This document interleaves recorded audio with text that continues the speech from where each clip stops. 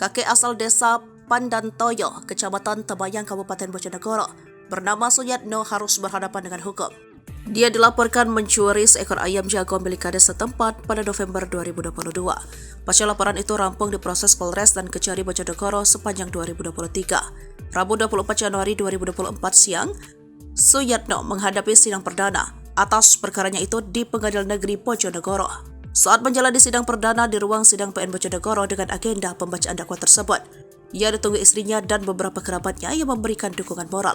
Adapun dalam dakwaan itu disebut Suyatno telah mencuri ayam jantan senilai 4,5 juta milik Kepala Desa Pandantoyo, Siti Khalifah pada November 2022. Pelapor pencurian itu Zumarok, statusnya adik kandung Siti Khalifah.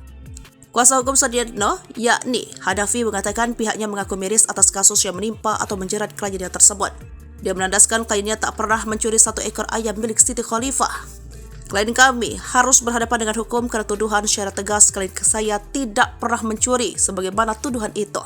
Terangnya kepada awak media di PN Bojonegoro, Rabu 24 Januari 2024 siang. Terkait awal kasus ini, terang dia, Suyatno membeli satu ekor ayam jantan di Pasar Dandar, Kecamatan Dandar, Kabupaten Bojonegoro seharga 110.000. Kemudian, ayam itu dijual lagi di pasar lain seharga 120.000.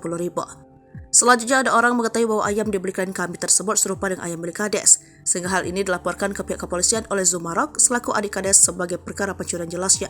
Di Polres Bojonegoro lebih lanjut, Hanafi, Suyatno, dan pelapor sempat dimediasi. Namun gagal sebab Suyatno kekeh mengaku tak mencuri ayam milik Siti Khalifah sebagaimana dituduhkan dan dilaporkan Zumarok. Terkait harga satu ekor ayam yang nilainya mencapai 4,5 juta, ungkap Hanafi, tentu itu mengherankan.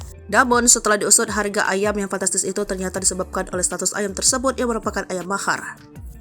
Kades membeli ayam itu sebagai mahar dibeli dari guru spiritualnya seharga 4,5 juta, jelasnya.